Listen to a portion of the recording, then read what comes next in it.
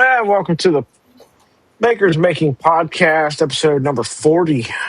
I'm Alex, Projects and Dad's Garage. Join me tonight is the producer, Captain Kern, Jonathan, Back where you got it, buddy. and of course, my man, Brad. How we do it in the Rugrats Rep Rap Road shirt. Love the shirt. Yep. Um, well, I'll turn happy this light Friday, off y'all. back. Happy Friday. Happy Friday. Happy Friday. Yeah. It's a very happy Friday. Yes, it It is. is. It's a great day to be alive. We'll get into what everybody's been up to here in a moment. What's up, Martin? Da Vinci.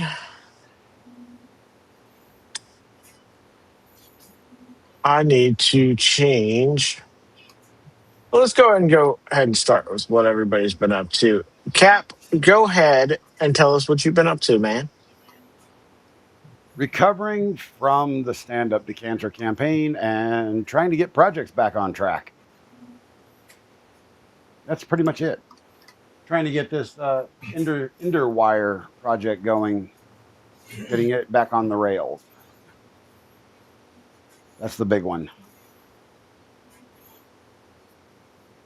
Do I get to say I told you so now on the don't stream for 6 hours a day every single day? Actually, that didn't bother me as much as everything else. What got to me was just falling behind in everything. You know? Yeah. And then trying to do all of the administrative work afterwards took hours upon hours every day for like a week. That's what actually got me completely just bummed out. So next year I'll have a better way of doing that.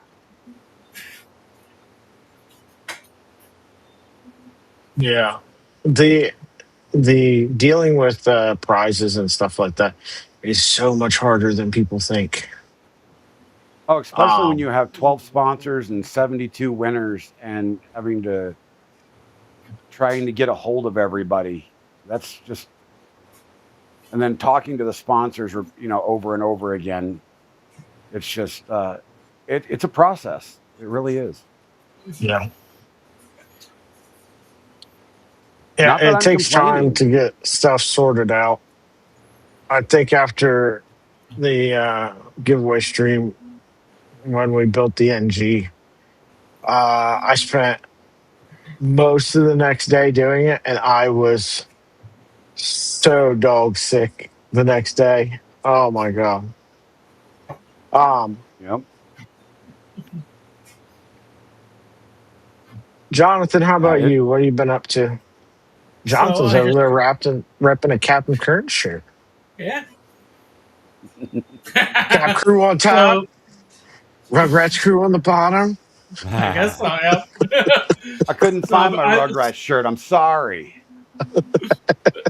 So today I've been working on a pie hole project. Creating one of those. Did you get it up and going finally? It's up and going. It's just I'm now working on the case for the physical board. Oh, that's good. 3D printing that. My server rack has slots for mounting Raspberry Pis in it already. I just would need to put one in there. I had Pis in there for a while, but took them out. Jeff, what's up? Brad, how about yourself? What have you been up to? Oh, well, so I haven't really done much with the stealth changer yet. But I did some big repairs on the Trident. The SSR failed, and when they fail, they generally just continuously put out power. So perfect scenario for never ever get rid of your thermal fuse. because the thermal fuse caught the overheat, shut everything down, and made it alarm out rather than anything running away and being a problem. Luckily, I had a thermal fuse and an SSR on hand. They were ones for Lisa's NG, but I'm not quite ready for them yet. So I ordered new ones, got that in there. Centauri Carbon 2's back up and running new toolhead cable in it. Building a Hot Wheels garage for my nephew, one that you put it on a post out front like a mailbox, take a Hot Wheels, leave a Hot Wheels. He wanted one of those for his shop. And then I got my Toolchangers filament management. It's going to be a filamentalist 6-lane enclosure. It'll have 6 filamentalists in it. But let me switch the camera where I can see real time what I'm showing you here. But I did the PCB on the bottom panel to kind of go with the stuff that LTX did. And of course, I like putting my logo on everything. So that's my that'll be the side panels of that. I've got it all printed. The idea is tonight, I think I got a little shelf. I'm gonna move all of my MMU stuff with the Trident off of the main bench onto the little shelf next to the bench. Should let me scoot everything down and put the Toolchanger on the main bench. And then I get my build table back. So nice. All kinds of stuff going on. And we have the beta for the Wolf Blaster on the way. That thing is so awesome looking. So for those that don't know, the Wolf Blaster is a new one out of Moose Mod Shop. Got released this week. $30 for a hardware kit. With no bearings, $39 for the hardware kit with the bearings and pins for the B car. It was a fantastic deal. I think Ontos is right around the same price now. And it doesn't come with bearings for a B car. So if you're looking to get into Nerf blasters, that's an excellent option. It's like Ontos in that it prints flat, so you can do some cool fancy designs on the side and only have like 3 color swaps. So looks like it's another big bolt action with side-by-side magazines. Yeah, it's got the double stack mags, and the double stack. What's nice is most of the blasters now are going that double stack route since Bison came out. The Bear, the Wolf, and then he's got some redesigns on some popular blasters. He's got a Ontos version that takes them. Yeah, his drum spring design on his magazines is fantastic. It lets the pusher go all the way to the bottom, so you don't have a bunch of extra magazine just to have a box spring underneath it, and it moves up real nice and steady and smooth and just less binding. It's fantastic. Yeah. I just have to respond to this comment from Tom. No notifications, just saying. You shouldn't need a notifications. You know when we're going to be on every Friday. Tom, just saying. You should have gotten a notification in my Discord, which I'm sure you have notifications turned on for 15 minutes ago, letting you know that we were going live. I know it's confusing, but I am not Google. You can tell that by the fact that I'm poor. So I'm not in charge of YouTube notifications.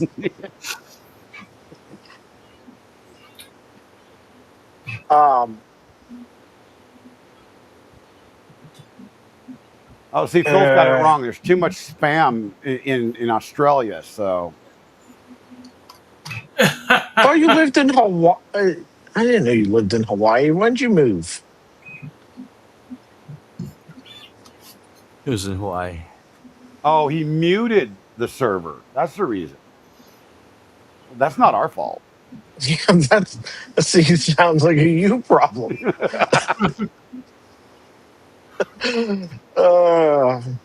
Caleb, MTB, Matt,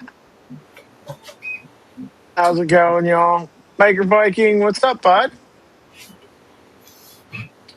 Maker Viking's got some new stuff that I need him to come on here and talk about. When does he not have new stuff?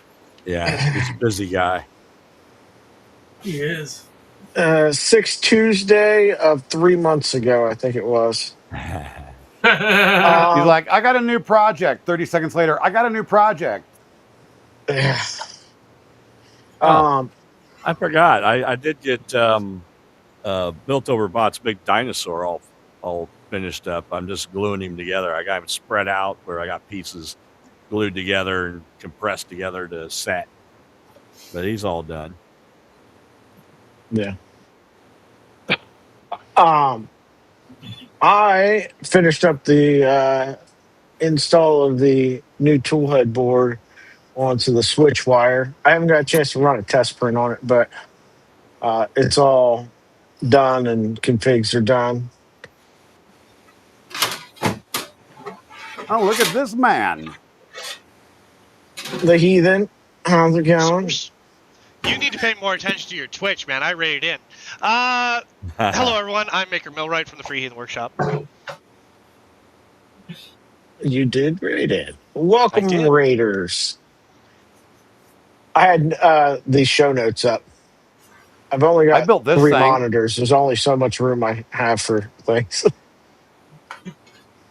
Only 3? You're slacking, bro. You're slacking. I I know. want to run on one monitor that's 14 inches.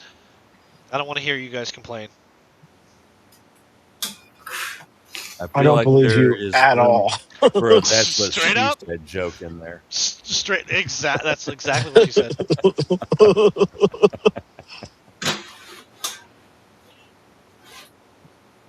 One monitor.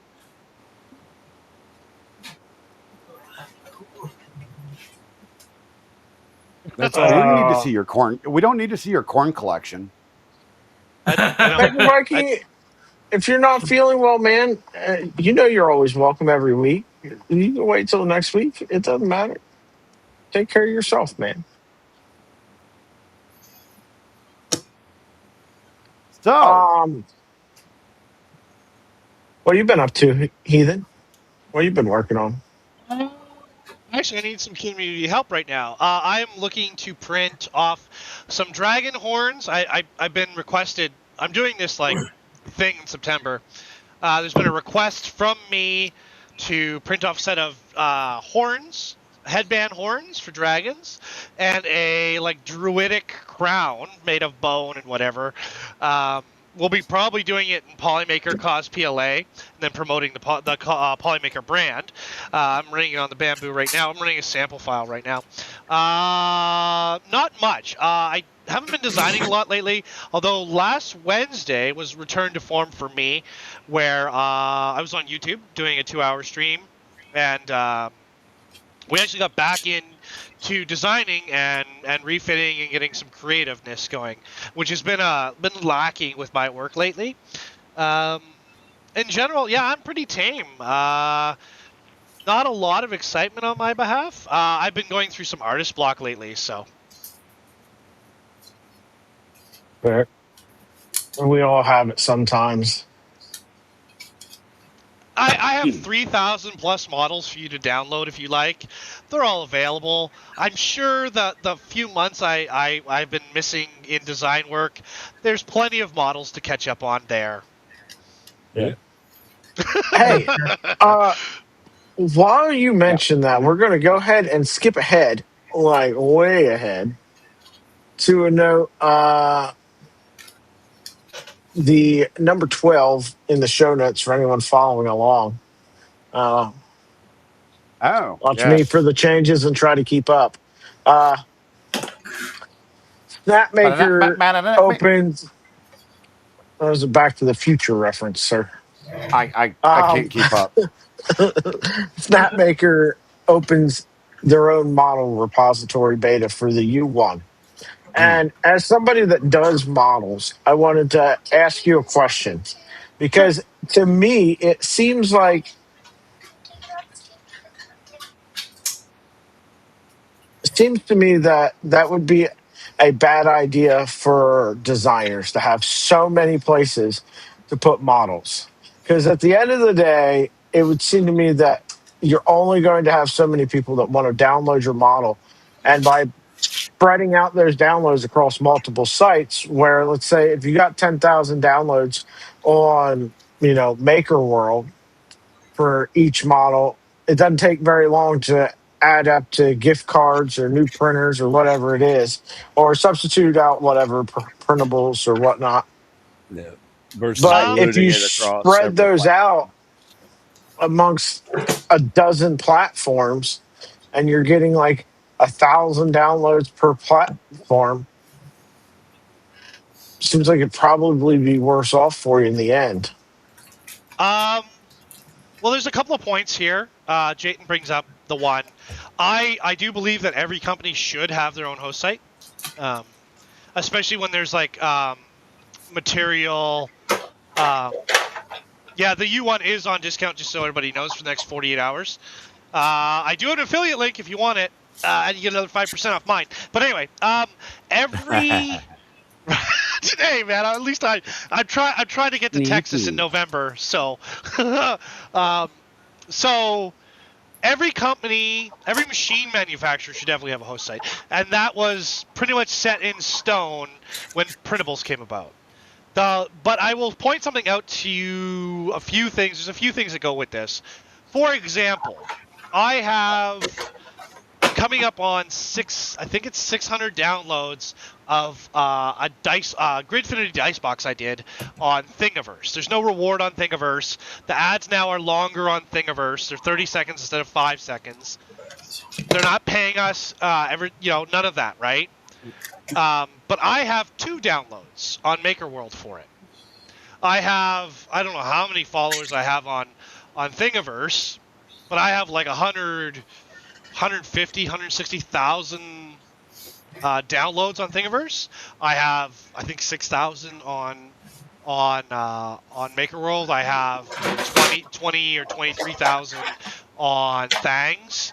Yeah, I think Thangs and Maker World are where I'm following you at.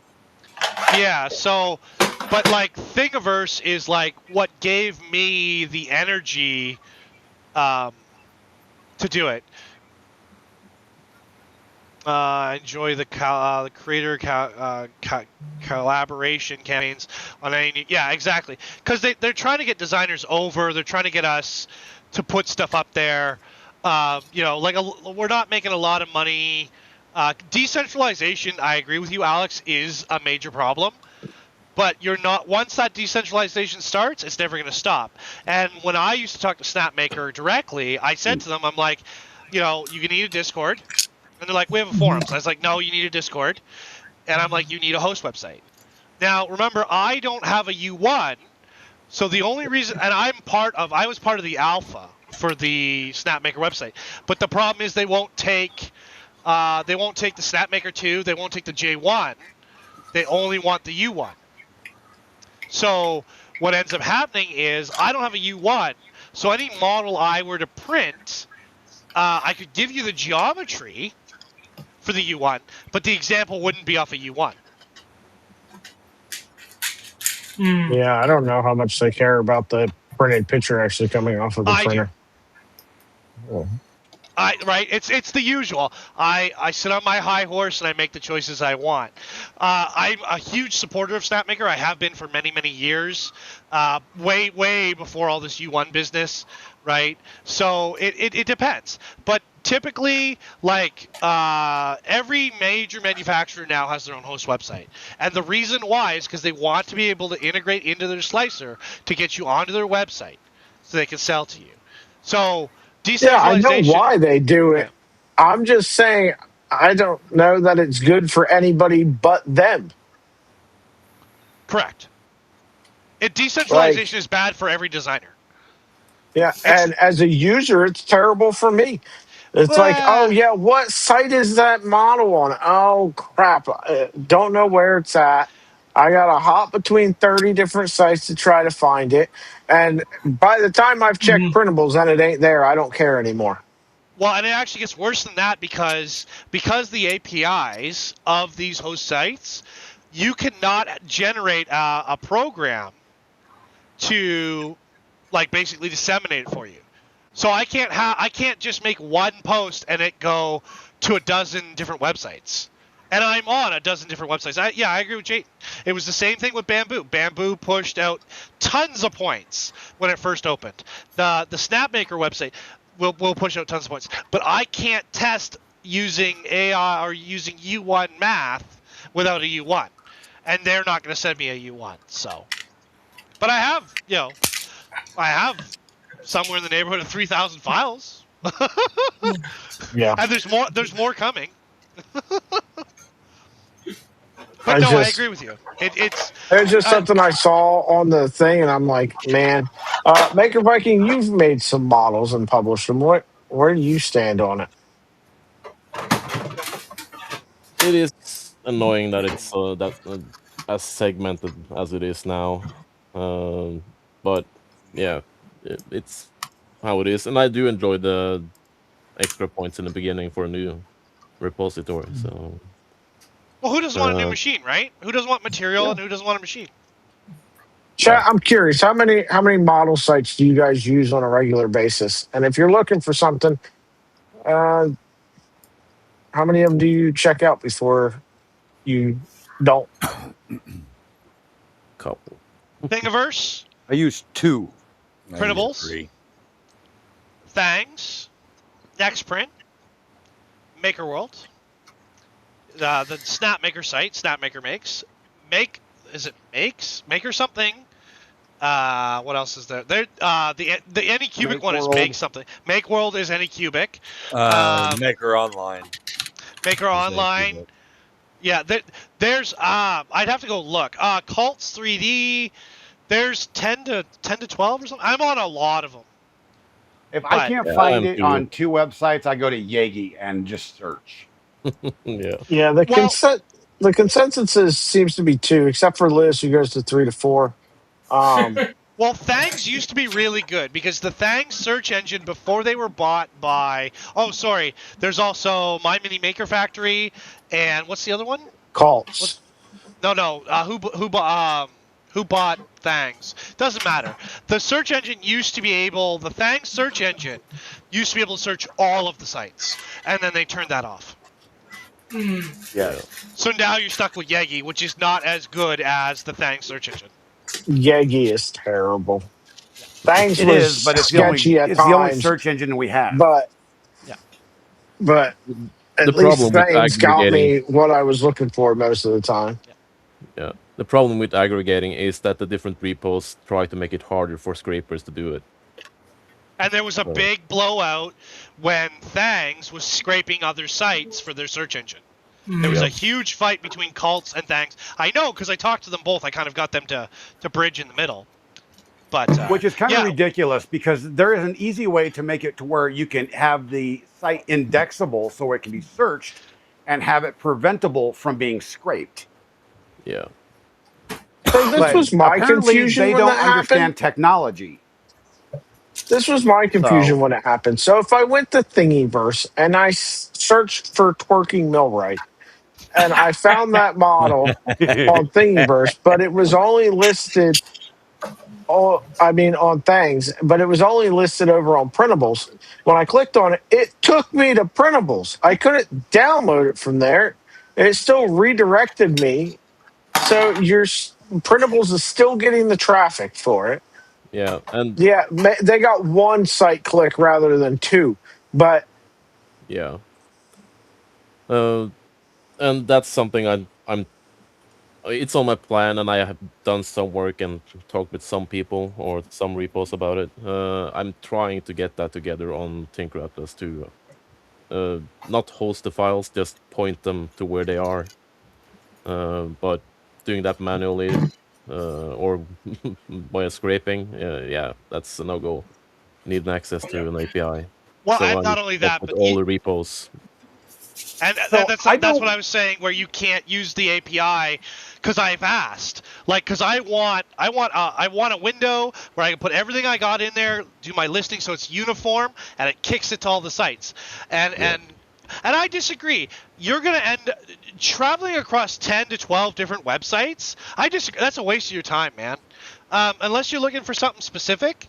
No, I think that artists are going to pick where they like, and they're going to use that to their benefit. Like, for example, I'm not a fan of Nextprint, because Nextprint was using a 72-hour block window for any uploads. So, now it's down to 24, but it was bad. And Thangs was awesome. Thangs used to be really, really good. And now it's definitely changed, right? But again, like, that's one designer's perspective. I understand what you're saying about that the different sites have value, but if you had just, let's say you went back to the days where you had Thingiverse, Thangs, and Printables, and you had 3 sites. There's all of that value is suddenly crammed into those 3 sites for a user. And I'm not a designer. That's why I was asking for a designer's perspective on it. Mm-hmm. I am just a end user, and it is terrible. There is no value to me as a end user to having to go to a dozen sites. Yep. There's no value there. It's not good for us either, because it's not a direct 1-to-1 ratio of conversion. I'll let you in on a dirty secret, man. If I don't find it within 5 minutes, I go into Codex and I tell it what I'm looking for, and then it makes me a list. Yeah. Which is a great tool. But again, you're using another tool. But it's like, for a long time, it was like, oh, I just use printables. I love printables. I love the printables model. Like, when I was coming up, it was a big push to get everybody onto Thangs. And I pushed everybody to come on to Thangs. I brought a lot of designers over. It was really good. And then they slowly walked away from me. They used to take inspiration from my show, because we'd have a lot of designers talk about what they were looking for in a host website. But no, it's the end user is not going to jump across 12 websites, which then means you as a designer is going to have to kick it to 12 websites. And that's a lot of work. So, just on the marketing and the and the coding aspect of the whole API question, if any of these websites were, and I'm not going to say they're not smart, mind you, but the whole scraping thing, I agree with. Nobody should be allowing scraping of their websites. Now, allowing an API access into it, Google allows API access into theirs. Yahoo allows API access into their search engine. Every major DuckDuckGo allows API access into their search engine. All of these allow API access in for a specific reason, so that they can push traffic to their search engine. Exactly. It gives them more exposure. So if they were smart about it, they would allow this. They would build an API access to this, so that somebody could say, so like Yagi or Thangs or whoever could literally index and gather that data and say, look, here's all the models. We can't directly scrape it, but we can index it and have all the links here. That's what Thangs did. And then there was some blowback from other sites. Like, for example, this happened. It was like there was blowback between Thangs and cults. And then I was like, hey, you guys need to stop fighting. You guys need to talk. Because they weren't seeing each other trash each other on Twitter. So, like, that's a thing, right? So I just, as a designer, it's like, how many websites do you expect me to be on? Honestly, as end users, right? There's 4 of you as end users. How many websites do you expect me to be on?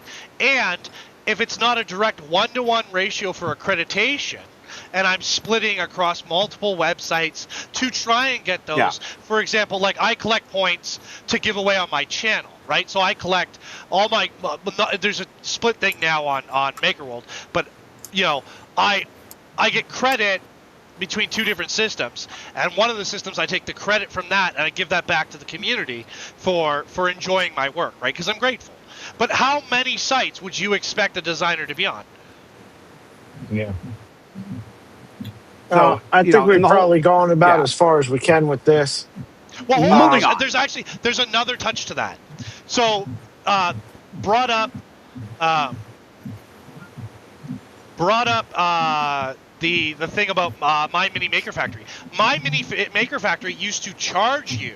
I can't say anymore because I don't use them, but used to charge you for a post, like an eBay post or whatever, like an Etsy post. So there's also that integration too. Cults is free, but they charge you on the back end. But to post anything, you had to pay it to put it on My Mini Maker Factory. So there's also different models of interaction as well, right? Yeah. Yeah, My Mini Factory is about like going to the movie theater, where it's $25 to walk in the door, $25 to look at the candy, $25 to buy the candy. That's kind of how they operate. Yeah. Mm-hmm. So, like I said, we've probably gone about as far as we can with this. We're going to move on to probably the main topic of the show, which is the mini multitude of different multicolor machines in the news this week. So, number one is we got to see the Creality K3, which I don't know why, but I absolutely hate the aesthetics of it. But it's a mini fridge. Yeah, the more I look at that, the more I see that. This is the inside, four nozzles. I want to say tool heads, but it's not tool heads; it's nozzles. So they're leaning into the K3 name now instead of the KliTek, KliTek, whatever. Well, yeah, no, the KliTek is the technology. Oh, yeah, true. Yeah. Which leads me to believe that there might be multiple versions of the K3 with and without this system. But I mean, it looks like everything else. It does have some poop chutes and nozzle wipers back there for each of the things, so it won't be pooping into the bottom of itself, which is nice. But yeah. Tom's got a comment in there in all caps. It's UBMAB printer. No idea what UBMAB is. I don't know, but every time I hear KliTek, I think of Jay and Silent Bob. Classy. You're classy. I think of the episode. I am the master of the KliTek. I think of the episode of Bamboo Backwards. Gotcha.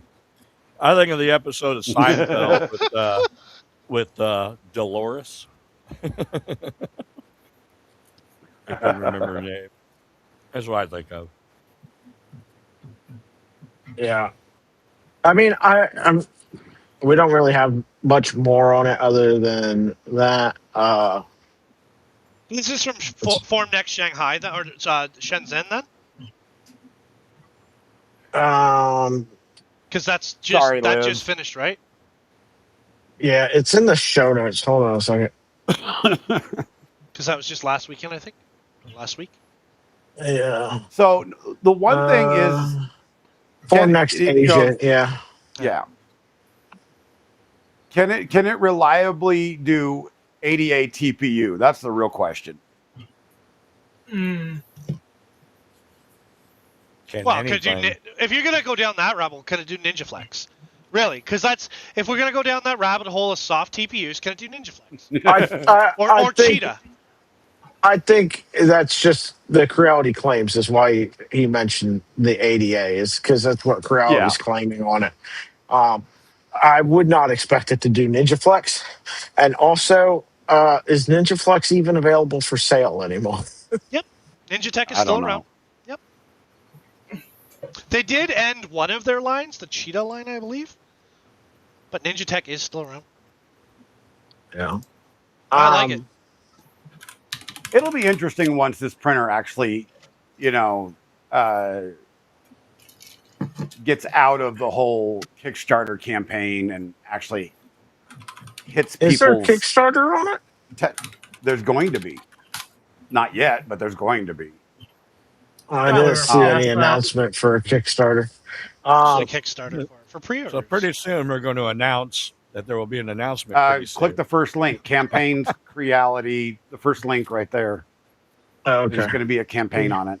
But, once it actually starts hitting reviewers' stations and actually gets into the open testing phase for the public, it'll be interesting to see what people's thoughts are on it. I'm curious Real to see what thoughts. Aurora Tech has to say about it coming up. Exactly. People like Aurora Tech. Mm-hmm.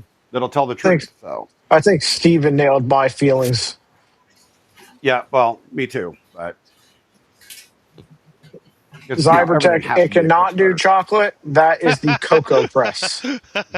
Yeah, but can it do coffee? Can it print on foam? Exactly. Can it do coffee? And then let's see. Or cookies, because there was cookies, right? The other one they were doing was cookies. There's options Yes. for a printer that'll make coffee. No, I it want prints that on one. coffee.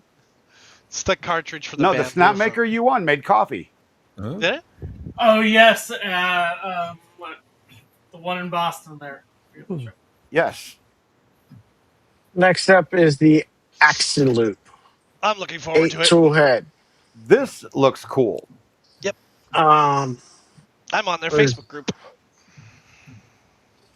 there's not a whole lot on. That's right. Pesla is just the panda treat is the thing for the Panda. bamboo. Yeah, that's it. It's fun. That's it. This one's interesting because it's a 300 by 300 by 300 build volume. But it's not. Yes. It's 80%. Is it though? Yeah, they're all going to be 80%. We had this talk.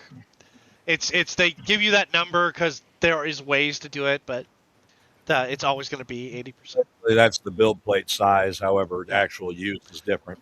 Exactly. Yeah. It says that's the volume, but that's I don't see any reason why it would be different. okay. This is an actual tool changer, so it's nozzles, not tool heads, but even with the you won. yeah. It hits its advertised thing.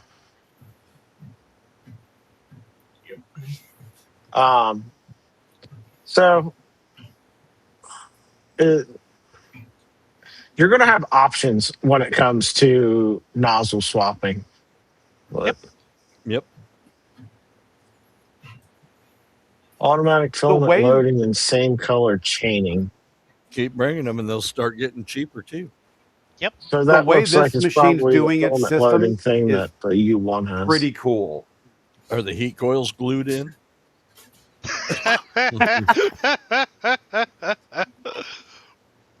I don't know. It doesn't have any pictures of that, and all these are renders anyway. So Yeah. until we get some actual, but it does. The Pro does come up with a chamber heater, and pay no attention to the speed and accuracy claims. It does say it's got an eddy current sensor, which is nice. Look versus at the external dimensions of the Pro. It is enormous. Yeah, I thought that was at the which event was it going on this week? Pesla's brought it up too. Form Next, is that right? Yeah. Form Next, yeah. Yeah, wasn't that thing live and large and in charge at Form Next this week? Yep.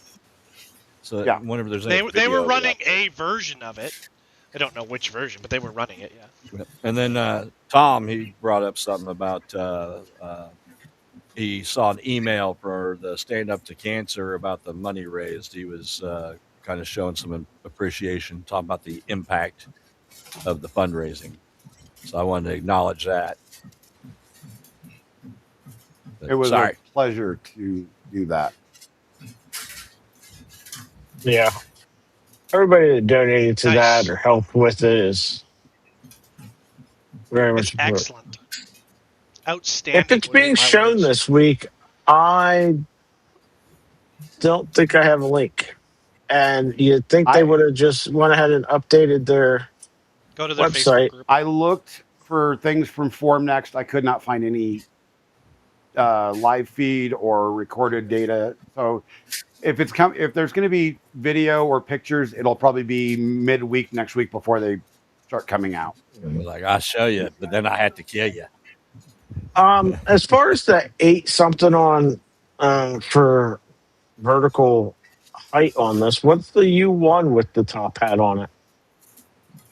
That thing's massive too. And the Centauri Carbon 2 I know is massive. Yeah. It just seems like it's just the nature of the beat loops with these things are just extraordinarily tall on that for some reason. Yeah, anymore, all the printer top hats are getting. Mine's just under crazy. 30 inches. $160,000. Yep. Wow. 160. Let's just take a minute. $160,000. Yep. And that's Bricks O'Brien, right? Who started it all? I don't know. So stand up. So you've got stand up to cancer, and then you got subset, which is stand up builders. Which is the Lego folks and the 3D printing people and the 3D printing community. I think Brooks and Brian and a couple other guys worked together to start the stand up builders thing, but I am not fully educated on the lore, so. Still, let's just take $160,000 of donations. That's what the community gave. That's and that's not counting all the more sponsors. Than last year. But that's not counting what all the sponsors gave away. Yeah. Right? Because you had sponsors, Liz had sponsors. I'm sure that the Lego community had sponsors. That's not counting all the material that the sponsors gave as well. That's amazing. It was a it's blast. Incredibly generous by the entire community. Companies, bakers, the whole 9 yards. And just a little bit of a side note, just anybody wants to know, the research that is done through all that, there was something that was released through the FDA this last week here in the U.S. There's a partial cure for pancreatic cancer. Fantastic. That's how important that research is.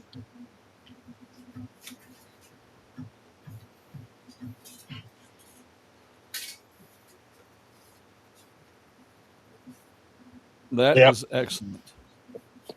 Prusa donated a Core 1 Fezless, West 3D, Baby Belt Pro through Captain Streams. And some filament. I know that because I got some.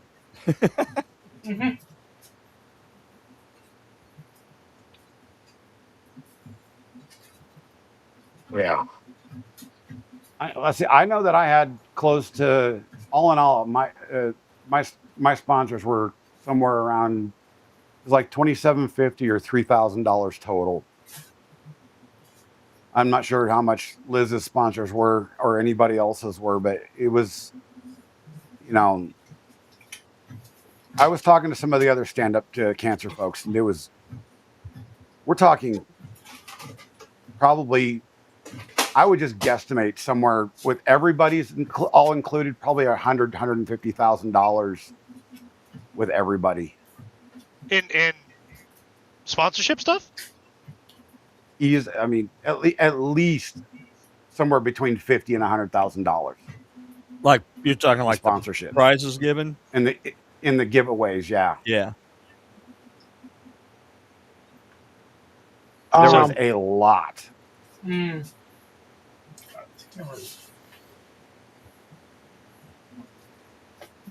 Next up, we have the Prusa XL Plus.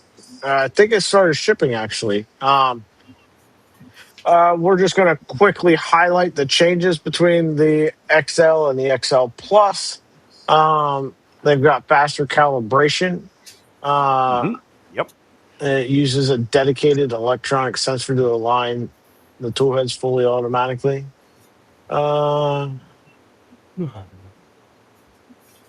Is this meaning that the XL Plus you don't have to take the build sheet off and put a thing on there. Because if that's the case, I'm excited about it. I don't have one, but that was ridiculous. Faster printing, yeah, whatever. I know they did New something with the belts. tool head cooling. They did something with the tool head cooling on the XL. Yeah, they. I'm not sure what it is though. It doesn't say. It just says improved cooling on individual heads. Yep. Could be more But they efficient switched fans, more to. ducting. They added some snake oil with GT 1.5 belts. Added a nozzle wiper. Yeah. And firmware. Prusa's always been great about firmware. And it's cheaper. They need to lower the price. That's for sure. On everything. And they need to get their eraser out and start with the very first digit in the price. The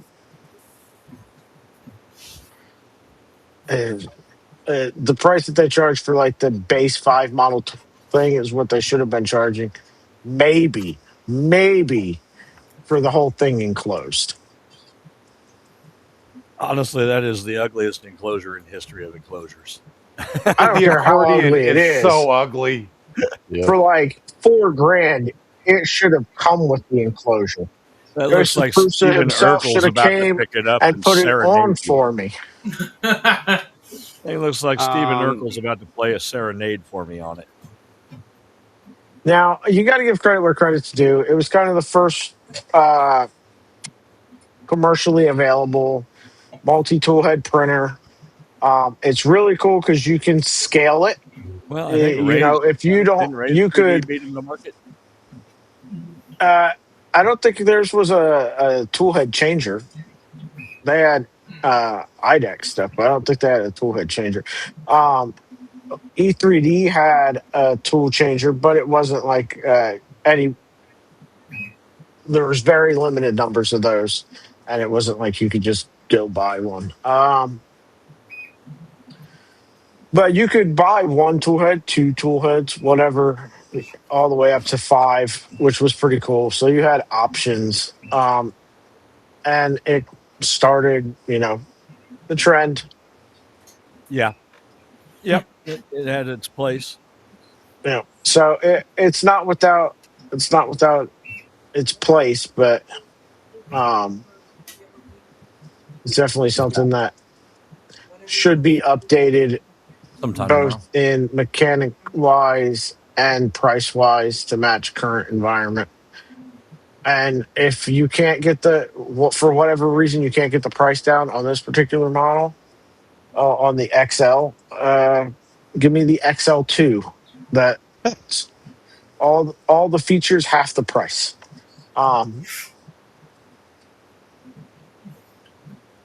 The difference is it's made in Europe versus being made in Asia, right? That's the big.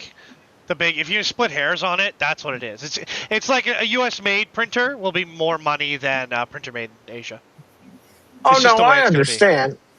I'm not expecting them to compete dollar for dollar with Chinese manufactured printers.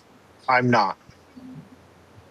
But make it so that it's a choice that's hard to make. It's like, yeah, it's a couple $100 more, but come to you. I could buy 2 to 3 to 4 of these for the price of one. It's not even a consideration, right? It's like, you walk into the car dealership to buy a car, and they're like, yeah, I understand that you want the Honda Civic, but you could also buy the Ferrari. And you look at the salesperson like he's retarded. Like, you just recommended a car that's exponentially more expensive, right? Like, this isn't a rounding error on my bank statement. This is, But that's what it is. And not only that, but Prusa small business, right? It's not a government-backed manufacturer. And it's in Europe as opposed to Asia. and it is like most of it is handmade. I don't know. I mean, he's got injection molding machines and things that he vertically integrated and so on. Yeah, sure. I mean, most of it, I don't know about handmade, but it's made in house. His machines are, one factory, not a bunch of sister factories, right? Right. Prusa chooses to do their assembly a little bit different. They choose, rather than an assembly line manufacturing, they choose to do it in the one person builds the machine from start to finish kind of thing, which isn't even entirely true either, because you've got people building sub-assemblies and then one person that assembles all your sub-assemblies. Yeah. But yeah, like, I understand why they're more expensive. I don't understand why they're that much more expensive. Does that make sense? Well, like I said, it's all relative to manufacturing prices of European wages, the scale in which they're working, the fact that they're not based off sister companies, right? Like in Asia, one of the things that people don't understand is like, Creality, you see Creality, but Creality may have, 6 different companies, sorry about the camera, 6 different companies under its umbrella that's making belts or making pulleys or making motors or whatever. It's very different, right? As well as like the supply chain assembly to Chinese factories is significantly more streamlined than that of anyone else, right? Yep. But all that said, I'd love to have one of their machines. Oh, agreed. It's not on my near future horizon. It's not that I dislike the machines. It's not that I dislike the machines. I like the company. I like the machines. Just the dollars versus what you're grabbing for it. Like the Core One Plus for like $1,200. You're getting a single head, single color machine that's 220 in the Y, and for that same $1,400, $1,200, you could get like a 300 or a 350 volume machine that's probably at least a filament switcher, maybe a heated chamber, that kind of thing. It's just the total function for the dollars. But the Prusas are very much fixable. Some of these other machines, you have a bearing go out and then, you got to do the whole top gantry. Whereas the Prusa, you get on, you get the bearing or whatever, and you go ahead and you fix it. I get a lot of YouTube commercials for Prusa. Yeah. Plus, I watched their pseudo documentary, and it kind of made me fall in love with the company. So it's kind of hard. I might be a little bit of a fanboy. Yeah, I mean, two things can be simultaneously true. Yeah. I can love Prusa machines, and also disagree with their pricing structure. Sure. Both all those things can be true at the same time. Absolutely, 100%. Yes. Next machine on the list. The Code Print Quattro. So we've got some more information. I'm so excited for this machine. I'm excited to announce that I was right. Which part?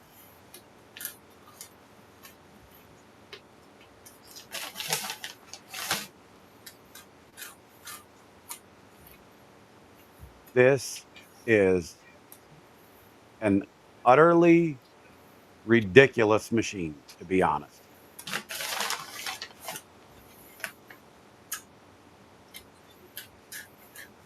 Okay. Yeah, I think this thing's super cool.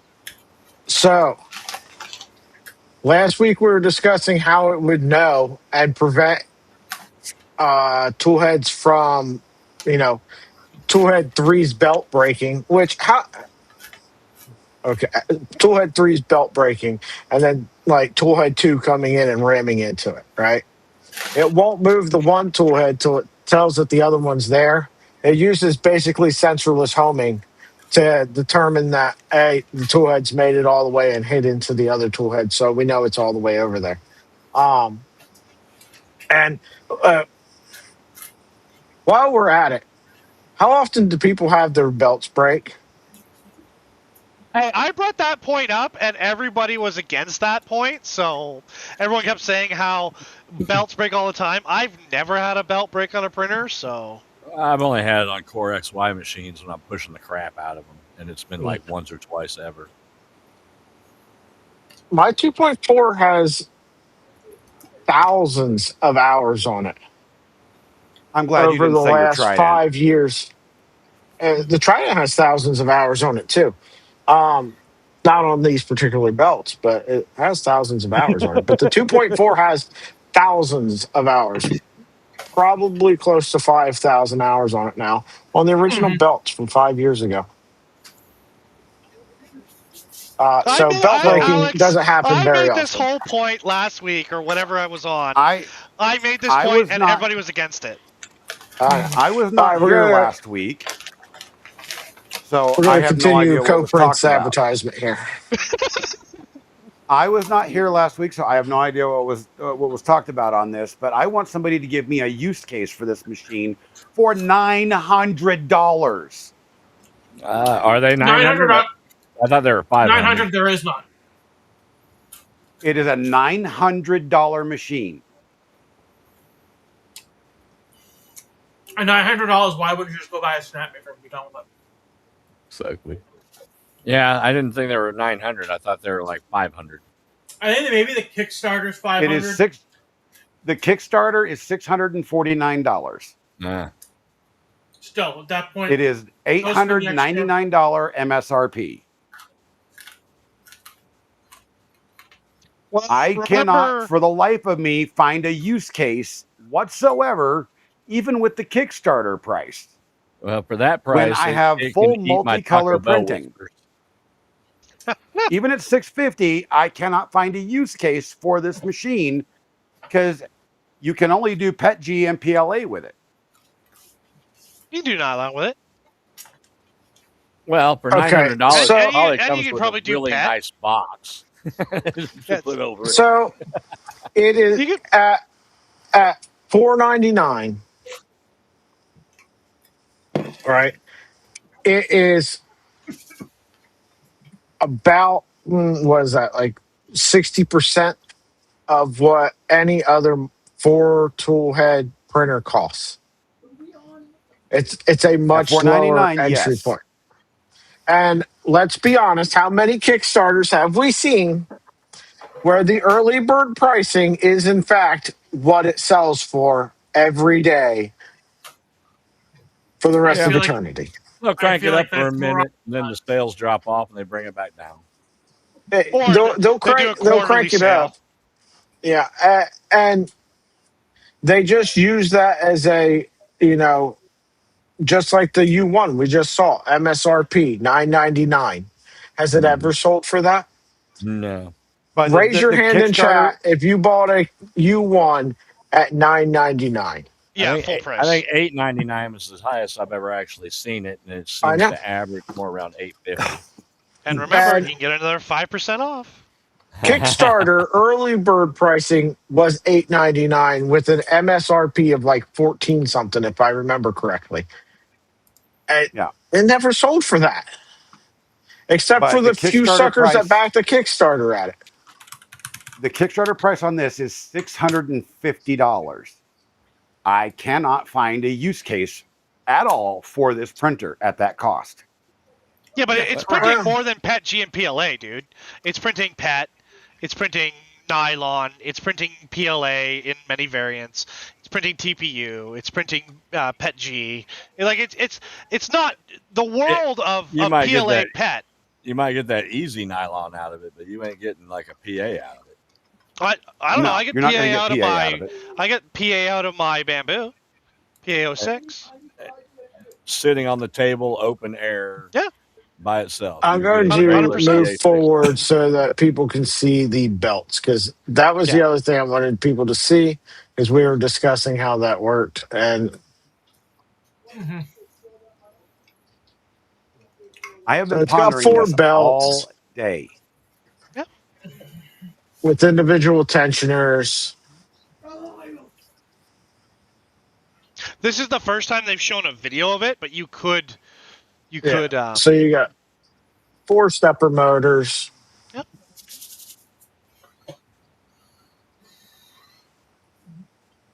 And I don't think Coprint's known for exactly remaining functional.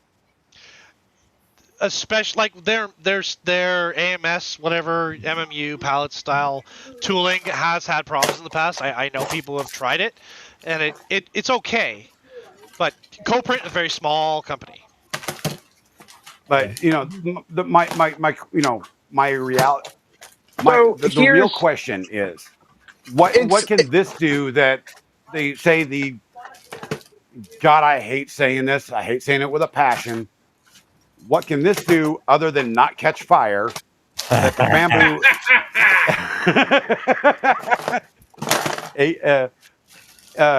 Oh God damn it! Oh. Let's see. Okay. So that's the thing.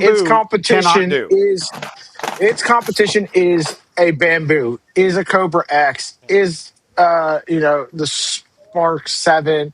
That's its competition, right? Its competition is not printers. Yes. So what can it do that those can't do? It's got it can do multi-material, true multi-material without having to purge a crap ton through your nozzle. You're going to have less purge out of each thing. Same argument that you have for buying a U1 versus buying a a bamboo X2D, right? The multi toolhead versus single nozzle multicolor. You've got the same cost benefit analysis there, and to get that much stuff. 4 tool heads, 4 tool head boards, 4 extruders, 4 nozzles, all for $500 that's a pretty good deal. But You're that's getting a a lot of $650 printer. If I'm going to do that, then I'm going to spend the extra $200 and go buy a Snapmaker U1. What's the Kickstarter at for this? Because I'm pretty sure the Kickstarter. Well, remember, these were developed independently, so like the expectation of everything to follow the same tech tree is pretty unfair, right? Not only that, but you know that the U1 was backed by X-Tool, right? So it's X-Tool Snapmaker, right? You need to understand what I'm trying to do is play devil's advocate on this as a consumer. It does not make sense to buy this machine at all. When there are much better options out there, especially when it comes to tool changers for little to no more money. But they built the thing. So Snapmaker X-Tool built their thing. The Coprint was already in development. They finished their production cycle. That's where they're at, right? Like it's just because a better thing came out and it's better technology doesn't mean that, it's like, why would you buy, if apples are apples, why would you buy a U1 compared to a Prusa Core Plus, right? The only way this makes sense is if this machine ends up selling for sub $500. Sure, yeah. But again, like they may not be able to do that. They're a smaller company. This has been in development. Not everything, like it's not one big development team, right? It's multiple companies doing multiple things. I just think it's weird and cool. Like, when they started showing it over a year ago, right? And it's a 300 by 300 printer. It's a big printer. It is a big printer. It does have its use case. I'm not saying it doesn't. I'm playing devil's advocate here. Is if anybody doesn't know this, I'm not truly crapping on the printer. I'm just saying if the thing comes to market and it's $500 and I have $500 in my pocket to buy a printer, this is the printer I'm buying. It didn't fail, Kevin. It's just not great. It's there. Like, you can get that system. What Coprint is famous for, like I said earlier, it's AMS, MMU, pallet style, adding if I have assemblies to heads. That's for anyone who doesn't know who Coprint is.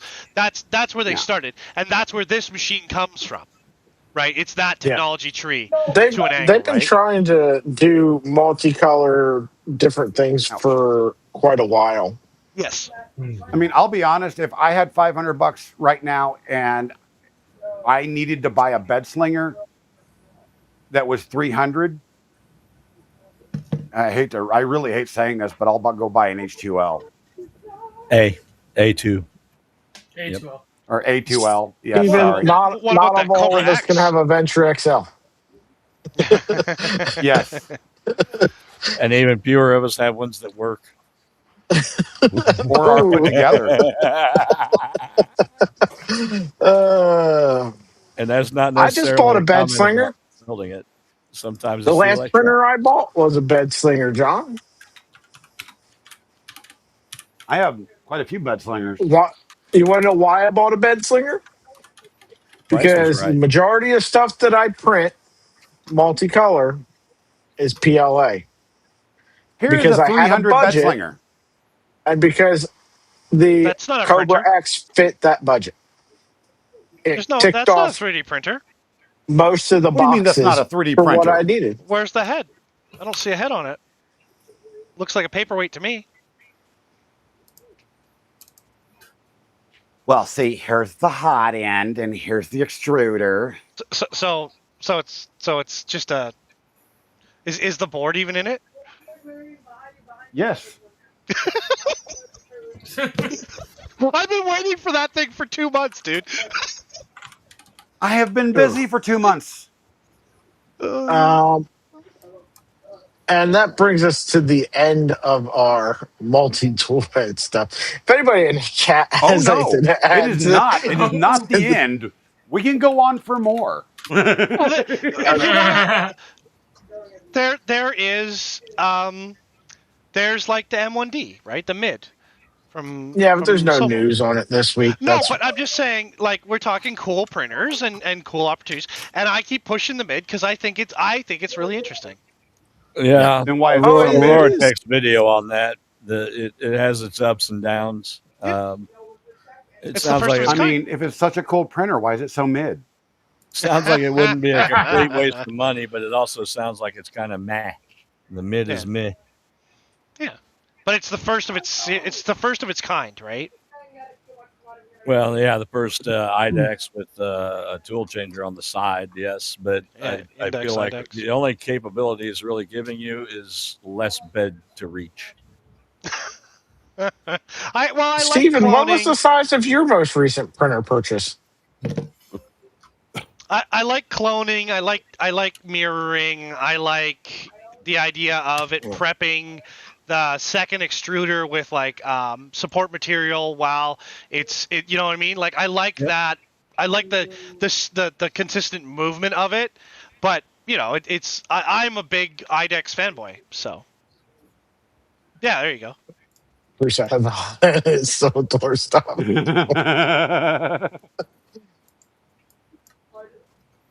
Just man up and get a stealth changer. I gotta rebuild my mini stealth changer. So lazy. So next up is changing. Let me try to get this in a way that actually. There we go. Now you can see it. So this is a Prusa patent filing for a multi-tool, handheld multi-tool. Looks like it's going to be a 3D printing pen, a soldering iron, and like a heat like smoothing thing to like put together broken prints or whatever, melt together prints again. Why do I see prison tattoos happening with this thing?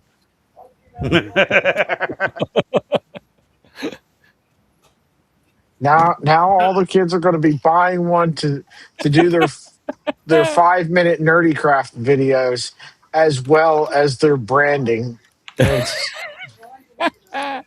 We're going to hit 2 TikTok markets simultaneously.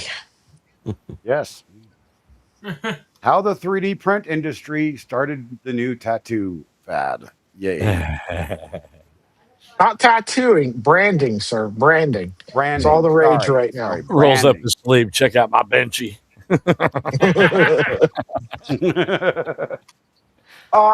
It's cool. All those things can be useful. I think they're marketing it as like a a print repair tool kind of thing. Sounds like anyhow from kind of the rumor mill. Could save you from throwing away a whole lot of plastic if something went sideways in one spot, maybe. Yeah. Fill in a little gap where you had a little warping or something.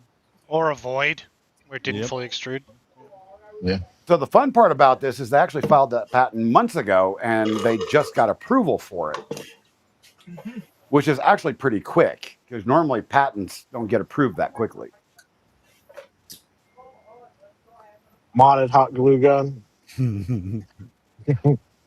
But doesn't that basically already exist in that regards? Because you've got those. Yeah, they got the little or whatever. 3D printer pens. Yeah. Each one of those things exists within its in and of itself. I think the patent is on the swappable combination tool. It's important to remember that just because something exists in one form factor doesn't mean that you cannot patent it in another form factor. Right. And then lastly, on the topic sheet for tonight anyway, before we run off chasing the rest of the squirrels that occupy our brains, is the print of the week. Which is apparently been pretty popular, and it's one that I actually printed this time. It's a little mini nuke. I like it. I'm going to paint it. I've printed it in all black ABS. I'm going to paint it, and I'm going to clear coat it, and then I'm going to turn it into a geocache. I think that would look good in my aquarium. Yeah. So, the top comes off. There's enough slop in this. I don't know if you guys can see this. I'm going to design a TPU O-ring to put in there. A little gasket? Yeah, since it's going to be a geocache, it's going to be outside. It's going to get wet, but it's got little magnets in there that'll like kind of hold it in place. Pretty neat little nifty thing. And everybody's a Fallout fan. Yep. What's Fallout? Never heard of it. Never heard of it. Yeah, we'll toss that link in the chat. I just can't with you. Dude. What? I don't know what you're talking about. I thought we were allowed to play Devil's Advocate. That's my new persona for this stream.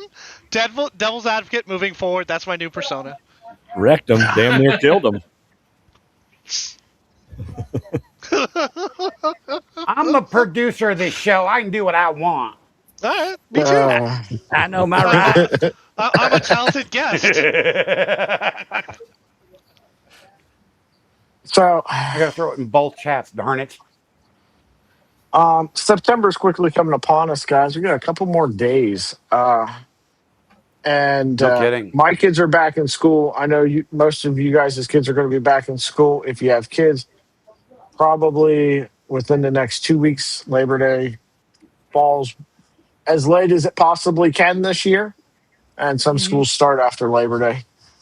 Also, what is going on with this hair here? Why is it? It's looking good. I like it. Leave it alone. Leave it alone. It's looking good. What's that little Snoopy lick you got going on there? You spent too much time around that nuke.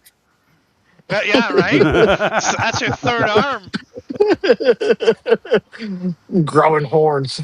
Hellboy over here next week. It's all the Fallout radiation. What's Fallout? So after a nuclear weapon goes off, okay, yeah. Go on, tell me more.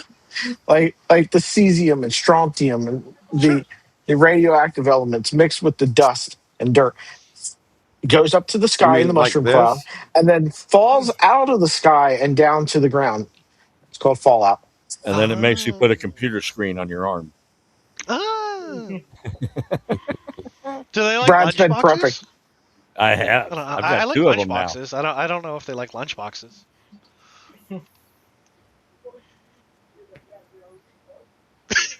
Nerds. That's going to happen this weekend too. What? Now, Alex, I don't mean to totally derail you, except I do because like we're working on it. What about our college students that are, what about the young bloods that are going to college? What about the old bloods that are going to college? What about all the teachers? What about? Well, I guess we're all very excited for everyone going back to school. Yeah. But with school comes a slowdown, right? People start slowing down. Get back to doing 3D printing stuff. Bob, what's up? How'd your event go today, sir? Bob was out selling stuff today at a car show. Were there any cool cars there? There better be, or else it'll be a crappy car show. Yeah, not kidding.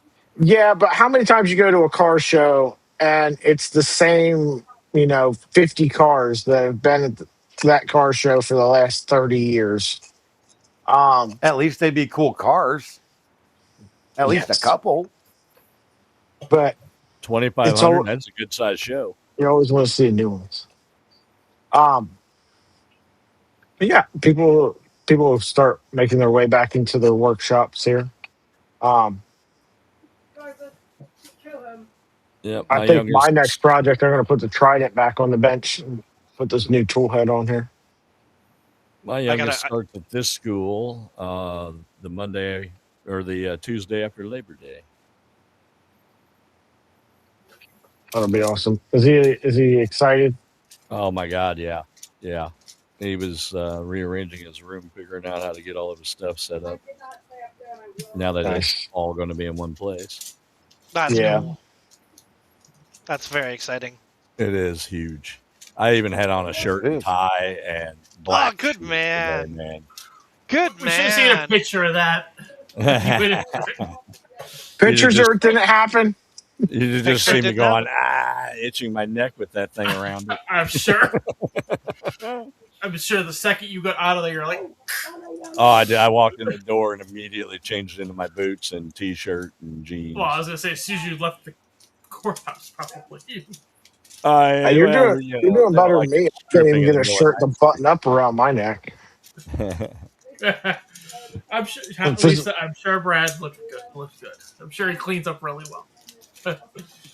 Not bad. Physical therapist gave new exercises for my neck. It'll make my neck even bigger. It's going to be great. This shirt's already choking me. We're going to start calling you Bullfrog. So I have decided that I need a fundraiser. For what? A new workshop. I'm out of space. It's time to start giving those printers away to the kids.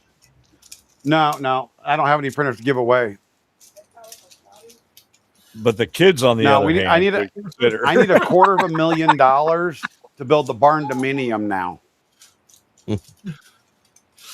See, he needs a house for his printers. Yeah. You're going to need some hot workspace for a lathe. Need some hot workspace for your welder. You're going to start getting a full fabrication. So we've already figured this out. 1,500 square foot of living space. Exactly the same what we've got. 15,000 square foot of shop space. Perfect. 10-to-1 ratio. You assume that his wife is going to sign off on the hot work permit, though. There you go. It's true. Well, she'll do Firewatch for him.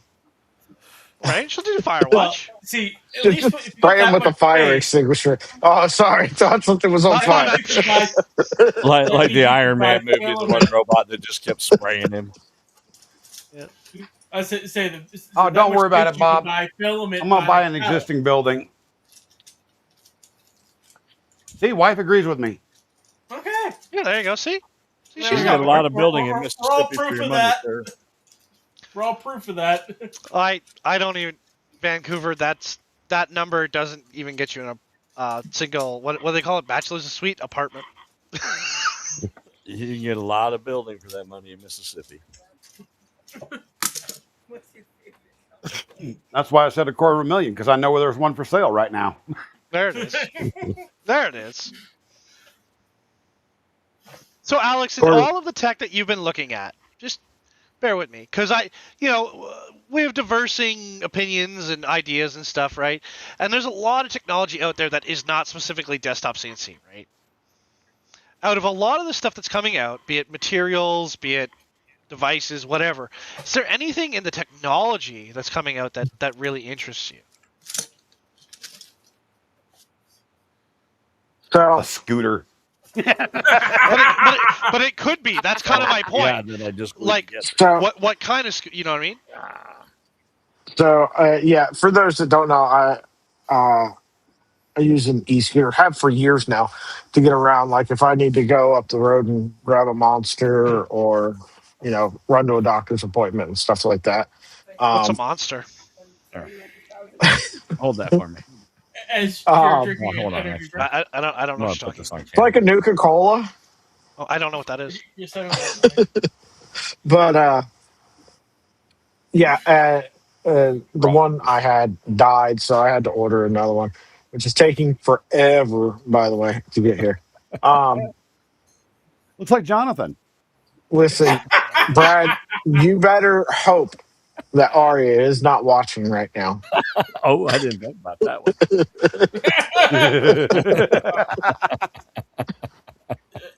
Let's see, 3, 2, 1. I guess she's not watching unless you're out of. So I guess I shouldn't. She's not. I shouldn't put the hat on it right now. Then. How's the time? Yeah, then you'll be making one for Alexa too, because there's a hat involved. It's something she can dress up. The amount of hats I had to 3D print for the frogs, man. All right, enough of you off topic. We love Bob, but seriously, because I want to hear what everyone has to say, because I'm always looking for new things. I always see different stuff on different edges. But like, is it a new scooter, and what makes that appeal to you, or is it something else? So, I mean, I've always wanted a motorcycle, and for reasons, I will not get one now. Scooter's not necessarily any safer. Sure. But it depends on how you're using it, right? Yeah, of course. And it's useful, and it's something I get to do with the kids and enjoy. But I've been tinkering around with like modifying the ones that have died, because why not? Why not? So getting in, learning some more electrical engineering, learning some more stuff with electronic speed controllers, battery technology, all that kind of stuff. Getting to learn that, and some more brushless motor stuff that I didn't know. That's been a lot of fun. Yeah. Okay, what about you, Captain Kern? You've been so quiet tonight. I've had a migraine all night, so fly spray, trying to keep the flies out of here so I'm not irritated. So let's see. Technologies I'm going to be interested in. I am. Oh God, what is the? John Doe would probably answer this better than I can. What is the CNC technology where it uses cables to move the router around? Oh yeah, I know what you're talking about. Yeah. Doesn't matter. Go on. Yeah. So there's a guy here in town that actually has one for sale, and I've actually been talking to him, and hopefully, I'll be able to go over, and he's not going to give it to me, obviously, but I'm going to be able to see a demo of this thing working. He's got it mounted vertically on a wall. On the Milo. So, and he built this on his own, but he has a whole whole system for sale, and I want to see how it's actually built and designed, because it's such a cool system. It's a belt and pulley, not a belt, but a cable pulley system, and it very cool little setup, and it just pulls the router around, and that's a really cool technology that I've never seen before. It's old technology. It's old. Milo. It's a Milo. No, it's not. Milo. No, it's not. I can't remember what the heck it's called, but it's just odd things like that that really interest me. Things that Sure. are just off the shelf. Not off the shelf, but so you you're don't looking, see every day. You're really excited for the Coprint Quattro. I got you. Oh no. What about you, John? No. I don't know. I'm not 100% sure on this. Remember, any technology sort of, because Maslow, that's what it's called. Yes. We are. Okay. We exist in an inventor space, not necessarily a CNC space. So I'm just curious. Yeah, CNC side, I'm not 100% sure, but I think just any modern technology that you're kind of into. I mean, right now I'm getting into these pies a little bit because I think I've got a few other ideas up my sleeve. Good man. Good man. Yeah. What about you, Maker Viking?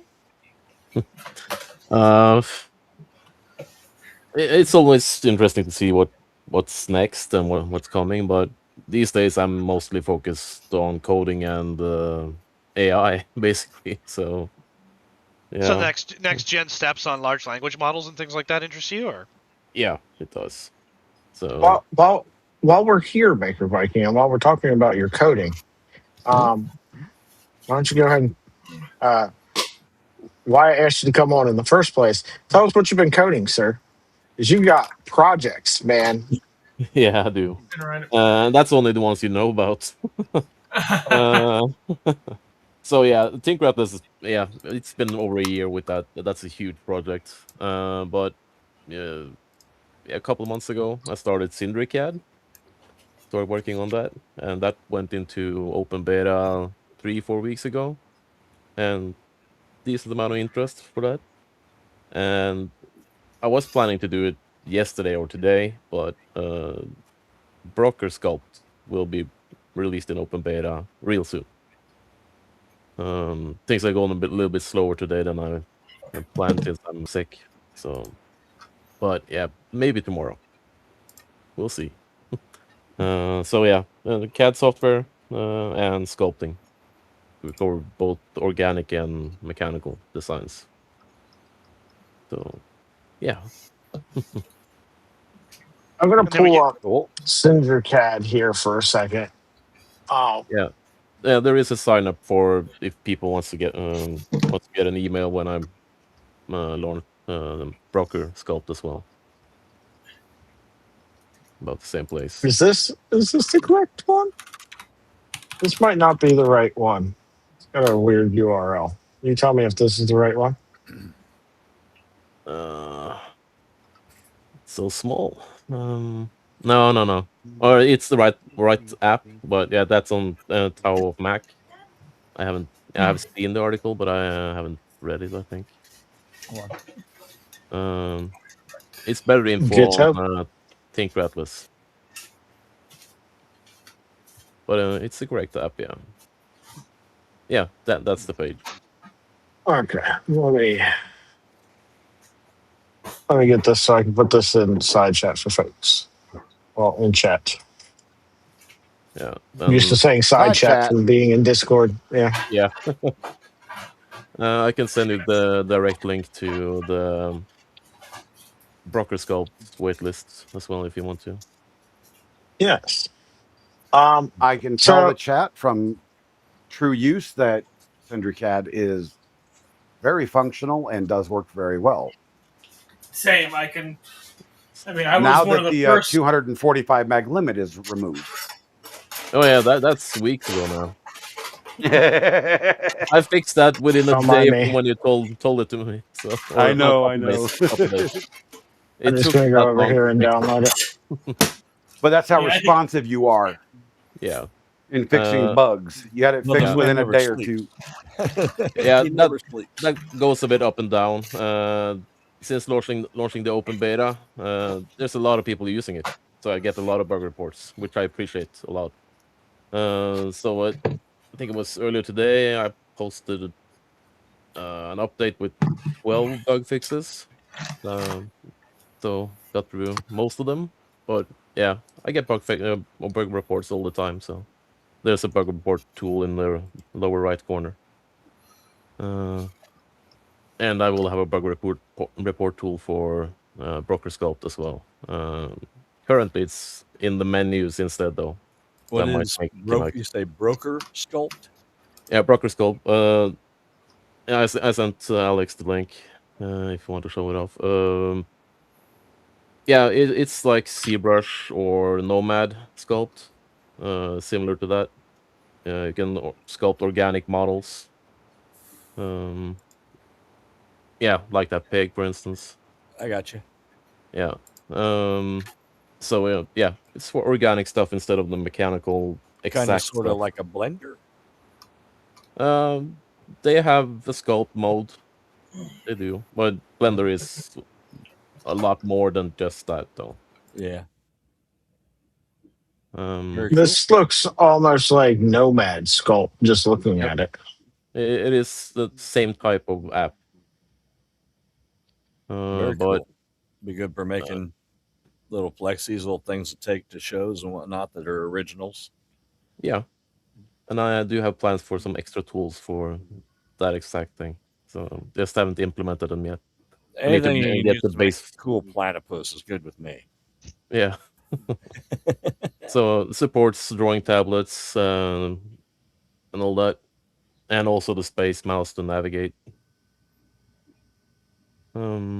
But yeah, it's getting there. It's getting the basic functions in there, and some more than that. But yeah, it's getting there.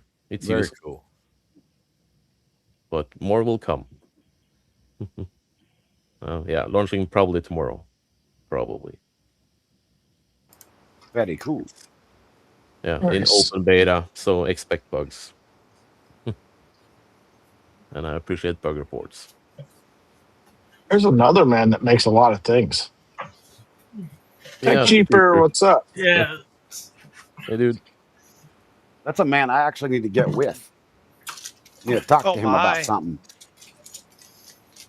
Mm-hmm.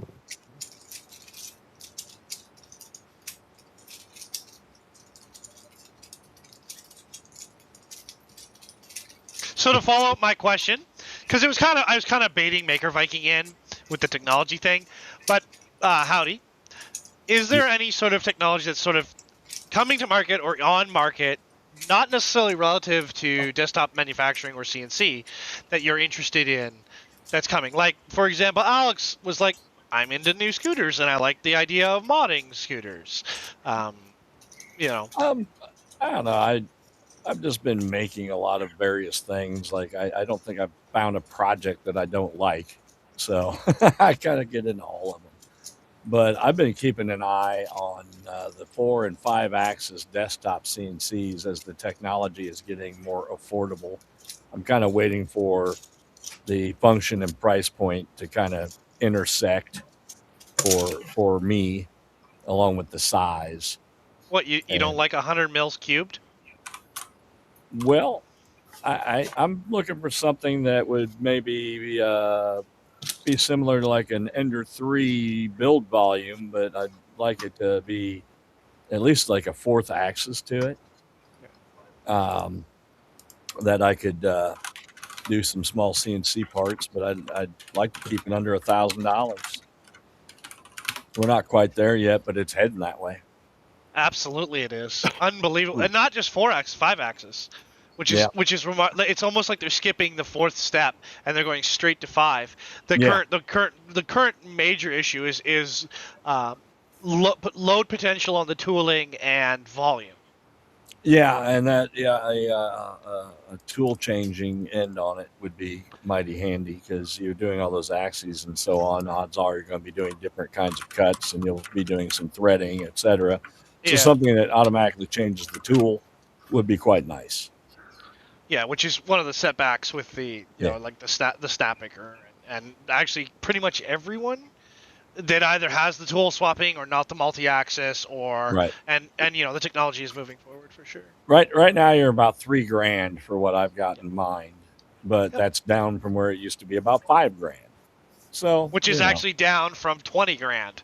yeah, it's heading the right way. It might be another year or two, but I'm not in a hurry. Yeah. Cap was talking about this earlier today because there was a 5-axis thing in our show notes to begin with. I kicked it out. I might have been a little harsh towards Cap, not harsh I on the didn't blame him. 5-axis thing. But my thing is, it's not hard to build a machine that is a 5-axis machine. What is hard is building the software for the slicer. I want people to stop spending their time making a demo for Rep Fest to put on the table and go, ooh, 5-axis machine. Put a demo on the table that goes, ooh, 5-axis slicing software. That's what I want. Well, I it's not agreed with quite you. so hard if you're in CAD CAM, doing it to, doing CAM software into like a CNC machine, because they've been doing it since the 90s. There's all kinds of CAM software out there to do it. Now, a lot of these desktop CNCs, though, they have their own closed ecosystem and software, but that appeals to me just because of seeing these guys that are building some of the DIY CNCs and so on, having struggles with the software side of it. So, and they're better at the software and stuff than I'll ever be. So if they're struggling with it, it's just going to flat whip me. So something that's already kind of built out and ready to roll, I'm here for that. But they have the CAM software for the CNCs. The printers are a different story. But I feel like if somebody were to look outside of slicer software and look more at CAM software, it wouldn't be a big stretch. Well, We're going to get to that in 2 seconds. Because First, that's also a huge setback, is the fact that there is no repository for milling projects. what about yourself? What thing are you looking at there, Mr. Maker Miller? Pretty much everything you guys are looking at. I am always looking for a new project, and I'm always looking for a new thing. A lot of my stuff is just budget sensitive, so if I don't have a budget, I don't really look at anything. So it's like I am aware of everything that you have brought up tonight, but there's not a single project, single machine, anything I've looked at in months now. So, Budget? What's that? Nozzle Clog asked, what printers are we all buying? And many of us are too broke to buy printers. Amen So to that. we will expand that to, hypothetically, if you could go out and buy one of these new printers that are coming out on the market that have been announced, or one that might be out there already, what one would you guys be buying? We'll start up there with you, Mr. Maker Viking. Good question. I am curious about the index, so I would like to test that out and test out the Prusa. I've never used the Prusa, so that would be interesting to hear or to see what everyone talks about in regards to Prusa and all that. And of course, I love Toolchangers. So yeah, I guess that's it. There's more interesting stuff out there, but I haven't had the time to pay as much attention as I used to. So Cybertech wants the index. No, knockoff from Sobel. Yeah, the mid Sobel M1D. Oh yeah, that one. Yeah. Also interesting. I like printers in general. So, Jonathan, what printer would you go out? I mean, currently the ones that are that you can literally walk it into like Micro Center or whatever and buy, or announced. Or online. Oh, I was going to give 2 answers. So like right now, as far as what you physically can get or delivered within a week, the U1. But I would be interested in the M1D, or even that other, was the Infomec or whatever, the one that's like supposed to come in at $500 with the Kickstarter. I would be interested in that one if they can hit performance at that price point. Because I think they could sort of upend the industry if they come in with a product that actually works. And works for a while. Yes, exactly, Brad. Mm-hmm. You know, if they skipped out on the electronics, the thing works fabulously, but it works for a month and a half, I would still be unhappy. Oh yeah.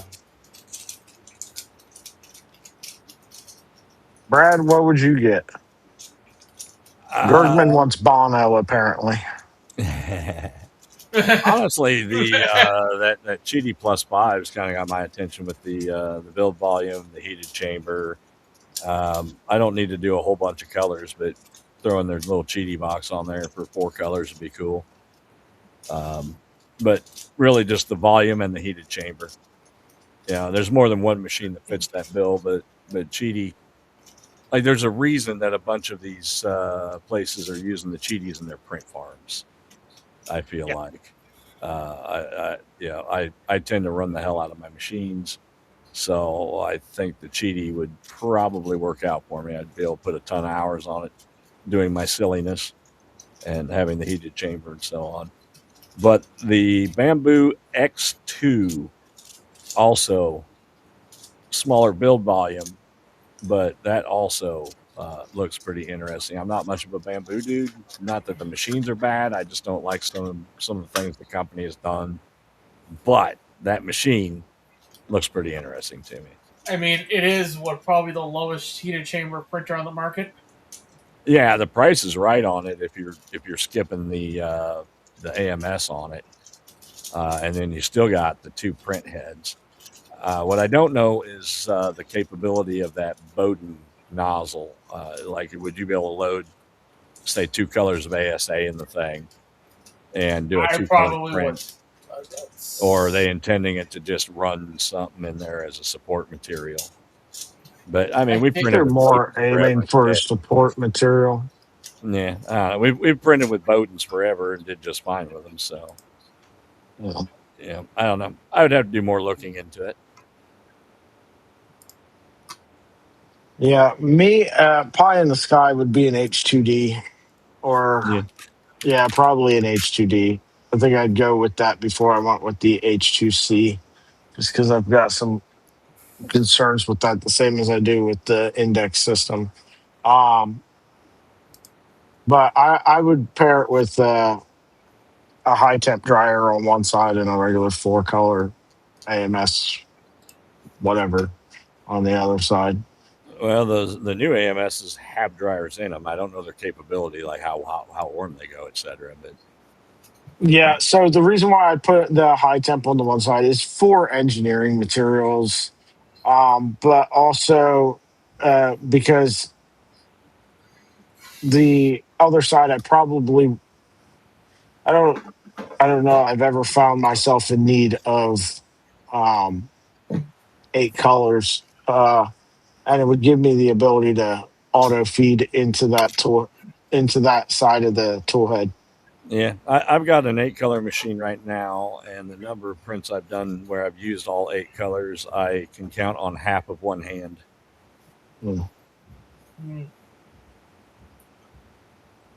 But I've done a lot of them in 5 and 6 colors, though. Yeah, most, I'd say probably 70% or more of the things that I do that are multicolor are only 2 colors as it is.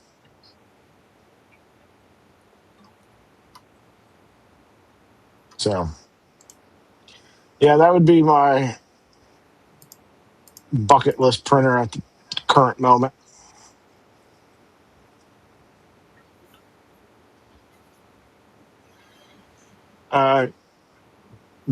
The heathen is out of his seat, so until he returns to his seat, we'll skip over to Cap.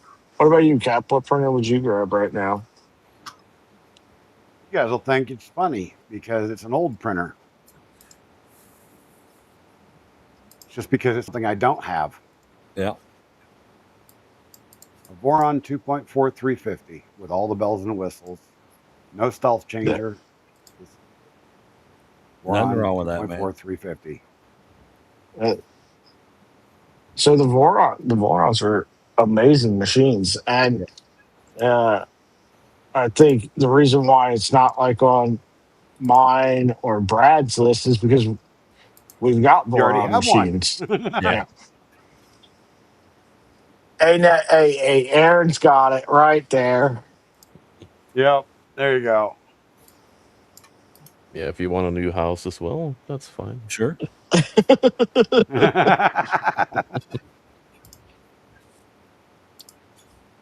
Insurance fraud without it being insurance fraud? No. I didn't set my house on fire on purpose. It was the printer's fault. Yep. Why do you do all your 3D printing in your fireplace? Pre-preparation. Just good for Christmas, right? Why watch the log burn when you can watch the printer burn? Caleb asked about a Dowel 3D printer. Never heard of it, sir. Oh no, Dow was the one I sent you in DM the other day. Was Those it? Giant ones. Oh yeah, those are kind of cool. Print out a whole friggin' fender for the car. Need a new king size bed? No problem. I'll just print one. Yeah. Or just throw a mattress in. Bill, right? What about you? What would your printer that you'd go out and get? Right now, what interests me is any large capacity machine. So like Formnext will be starting to give us more info on that, right? The mid, the M1D, but not first gen, maybe 1.5 or 2, and the hay gears. The hay gears seems really interesting to me. The multi-layer laminated resin. Mm-hmm. That the fact that nobody's talking about it blows my mind because it's so interesting and so and again to see the industrial application side of that, because the resins that we're using now is like kid stuff. like the resins I've used in the field are like insane, like dumber than dumb. You know what I mean? So there's a lot of, you know, I'm not particularly interested in anything at this point though. Like if hay gears came to me tomorrow, yeah, okay. If Soval came to me, Voron, you know, unless Voron's got an IDEX they got hidden in their back pocket, but even then, They probably do. not. It's called the Phoenix. Yeah, except every time I ask them about it, they deny it. So every time I've talked to them, they deny having an IDEX in their back pocket. I'm like, I've seen pictures of it. Like, yeah, we're not developing that. I was like, okay, but no, like when it comes to 3D printing, I don't know. There's lots of diversity in the market now, lots of interest. You know, the Snapmaker U1 really took over the whole industry. It became a huge, insane benchmark for a lot of it, right? So, I don't know. Yeah, it became the U1 is definitely a benchmark, kind of like the X1C was when Ender 3. it was released. What the Prusa Mark III was when it was released, right? It forced everybody to move one step forward. Well, the A1, right? The A1, and I'll be one of the first. Like, I'll admit it, because when I saw the information on the A1, I said, nah, not for that price, not that, no way, can't be. And they dropped it, came to the market. Bamboo revolutionized the market. Then, oddly enough, they rested on their laurels like Creality did. Creality kept making Ender 3s, which are still incredibly popular machines. I'd like to point that out. The whole Ender line is still very, very popular. You can see them on Craigslist even now. They're still out there. You can get them. There's millions of them, right? But, the A1 came out, and it blew the market up. Then, yeah, there you go. That's a good machine, too. But then, the U1 came out of left field, right? The black box came out. People were using it. It was too expensive or too hard to use. It became like nobody talks about the black box anymore. Like nobody talked about the White Knight. But the CR30 came out, and now nobody talks about the CR30. Now, granted, Creality killed the CR30, but still, you know what I mean?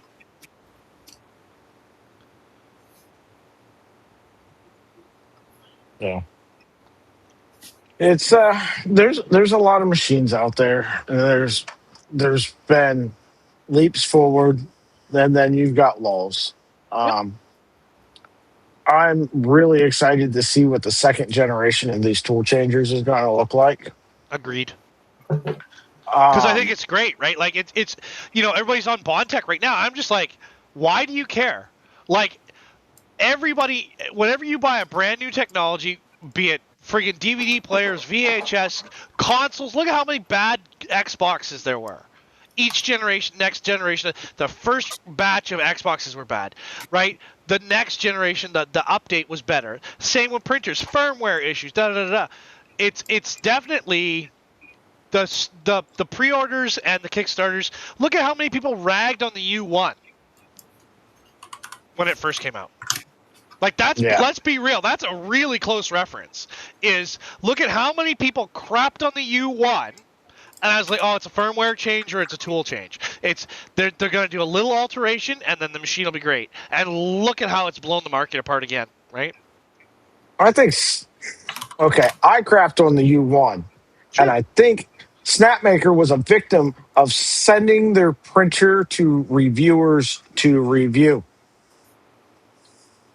Dude, I get nothing Send it to anymore. 3D printers I don't know. to review your machine. Dude, why are they sending it to tech heads? Why are you sending 3D printers, desktop CNC, anything, lasers? Why are you sending that to PC guys? Because everybody in the 3D printing world knows what it is. And if you want to expand your market, you've got to hit a new audience. I understand it. But so I'm glad we're on the same page. I think that they should definitely send it to people. You can send it to reviewers, but also send it to some people that know what the hell they're doing. No, or send give a it to shit, people who at know least. nothing. But send it to like community content groups. Send it. It's nice to see people who do like Kaizen 3D, who's doing fabric manufacturing. He's not the top of the list of people that got picked up for doing fabric printing, but give it the machines to the diversity. And you want skill levels at the pinnacle, and then somebody near the bottom, because stuff is what it is, right?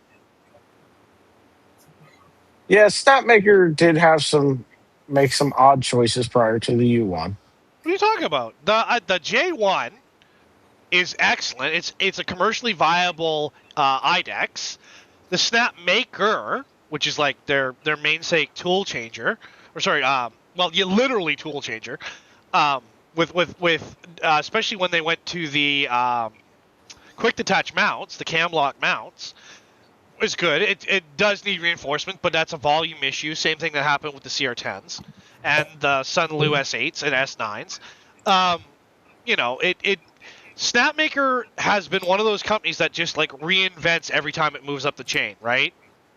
Yeah. No, but what I mean by weird decisions, right? So, like the Artisan, right, where it's a 3-in-1 machine. Okay. Right? It's the same. We gave Bamboo shit about it when they come out with the H2D with a laser in it, right? Like, I understand how in a board meeting this seems like a good idea, right? And it's like added functionality. But you make compromises for that. So the problem with this snapmakers that were multi-function machines was that anybody that was serious about wanting a high-end, high-quality 3D printer wasn't looking at those, right? But it's and not, anybody that wanted any one of those three things, that wasn't the machine they wanted. Right? So the Artisan, because the Artisan is a little bit different than the Snapmaker too, because it's bigger, it's heavier, it's a little more. For example, I have an Artisan. But the Artisan, for a general purpose maker, not a 3D printer, not a laser, for a general purpose maker, and I've had this conversation with, because there's not a lot of people that have them. But for a general purpose maker, it is the best bang for your buck, bar none. 1, because of footprint. 2, because of versatility of tooling. So there's multiple lasers in multiple settings and wavelengths, and multiple cutting heads, and multiple extruders. So if you want a CNC, that's what you get. If you want a laser, then you get a laser. But a 3-in-1, they mislabel it. It's one of my biggest complaints to them, is that it's not a 3-in-1 printer. It is a 3-in-1 CNC machine. And there's a rotary, which allows you can print in a rotary function, you can laser in a rotary function, and you can mill in a rotary function. It is a CNC, and it is the Snapmaker 2 is for a general purpose maker is probably one of the best deals you can get out there, because it puts all of that machinery into one footprint. 2, all that machinery into one case, and 3, if you're not mass producing, like, I don't know, say 1,000 cutting boards, you're doing 10. It fits into your bracket, so it gives you the milling, it gives you the laser, it gives you the cutting, and if you want to embed 3D printed objects as well. It's definitely, I agree with TechCheaper. It is a CNC. It is not a printer. It's different. But I understand your perspective where you're like, well, yeah, it's not. Why would you put a laser in an H2C? Which is what I asked. I said, why would you want to? Like, 1, you've got to change the housing, so you're getting more expensive side panels. 2, you're changing your power outlets, so you can make sure you handle it. You have to have a bunch of procedures for safety for the laser itself. No, I totally agree, but it's the Snapmaker Artisan is not. No, it's not that. Yeah, I was gonna say I don't see you having that in your apartment. But I do agree that I am not a fan of 3-in-1 mills, drill presses, and lathes. I'm not. Like, I will agree. But this is what I think of every time we have this conversation. Sure, but the thing is, like, how much... Genius idea on paper. Yeah, but, okay, so you want a mill, right? Yeah. Right? So, what are your current options for CNC mills at 400 millimeter? I don't know. What is your current options for lasers at 400 millimeter cubed? Not many. What? There isn't Falcon? one. There's not a single. Oh, 400 cube. Why are you cubing it on a laser? Because that's the volume you can work of inside the box. What is your options for a 400 dual extrusion printer? So now ask me if I'm trying to get all this, you know? No. And Because you want to do milling, right? I'm into the milling. No, let's go down this rabbit hole. I come from a background of, and you do too, right? You worked in a shop, right? 100%. And if you went back to millwright you, right? Yeah. Working in a shop, and your boss came to you and go, you know what? Let's get rid of all these tools. I'm going to bring in one tool. It's going to do all of this. You look at them and you go, yeah, well, have fun with that. I'm going to the shop down the road, right? Ask any woodworker. They don't want a combo lathe, table saw, bandsaw. Like, there's a reason why purpose-built tools are purpose-built tools. You are 110% correct. Because do I want a Bridgeport 3-horse? Yes. Right? Like I do. But TechCheaper brings up the same point I previously brought up. The footprint is 0.5 meter by 1 meter by 0.5 meter. So, like, my workshop is my live workspace, sir. So yeah. I couldn't have a 400 millimeter laser, which does not exist. I could not have a 400 millimeter milling machine. Well, it's like 390, but doesn't matter. I couldn't have one. Doesn't exist. Can't do it.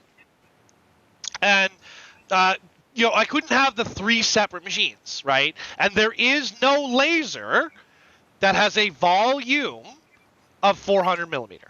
It does not exist. I'm not saying that there's not a customer for everything, but I mean, I don't have Snapmaker sales figures on it, but I would be really curious to find out if there was enough customers.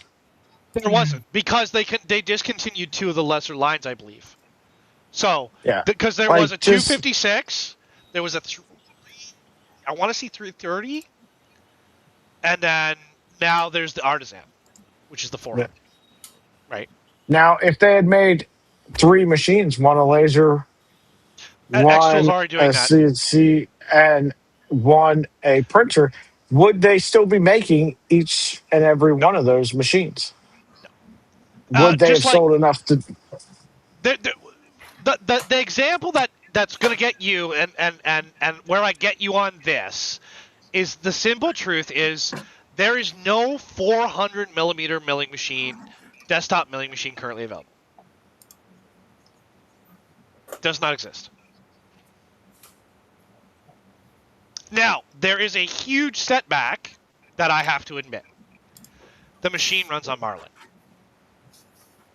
Well, that's not the end of the world. It's not, but there's like one of my big complaints about using Lubin, and this goes back to the conversations about the milling and free cam and things like that, is I cannot set my procedures as far as I can find in Lubin for 2 things: tool swapping, which TextJeeper wrote me a program that I will be running soon. Wrote me a program for tool swapping, which you cannot currently do by default on the machine.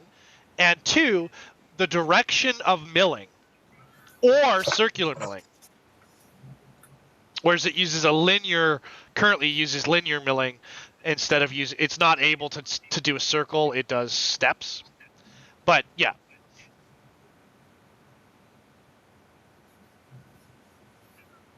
Yeah, if they were popular, people would, yeah. And as well as if they're more expensive to produce and there are more people buying a U1, then they would but again, it is a specialty tool from a specialty company, which I totally agree. Yeah, Arc, thank you. Thanks, John. But yes, A Arc milling. specialty general purpose tool. Correct. Yes, absolutely. Yeah. For a general purpose maker. But I've said that, like, I've been a fanboy of Snapmaker since the Snapmaker came out, right? The J1 was awesome. An IDEX for half or a third the price of what the Race 3D was, like, awesome, right? But when they went to Kickstarter with the Snapmaker, which is what they call their 3-in-1 CNC machine, but they call it a 3-in-1 printer, going to that. That is because it'll cut leather, it'll cut wood, it'll cut aluminum, it'll laser, all of the above. It will extrude. It has dual extrusion, so you can do support, non-support. But does it have multi-material units included in it? No. Can you get them? No. Do you have to integrate them yourself? Yes. So, I have. Yeah. It'd be cool to see it in Clipper, but yeah. Yeah. Well, guys, we are past time. Chat, thanks for joining us. Cast and crew, thanks for being here. Make sure you check out Tinker Atlas, as well as all the other fantastic programs and things that Maker Viking is bringing to the community. Thank you very much. Check out Captain Kern over on Twitch and YouTube. Maker Millwright, the Free Heathen Workshop here on YouTube and Twitch. Brad, Jonathan, thanks for coming on. Thanks for being a part of the community. And it truly is purple, by the way. Yes, it is. Yeah, okay. And chat, thanks for being here tonight. If you want to support the channel, you can hit like, you can hit subscribe, you can hit follow. There's also channel memberships, subscriptions on Twitch, and merch. There's some new merch over in the merch store this week. Have a good one, y'all. Buy the Later. new sticker quickly.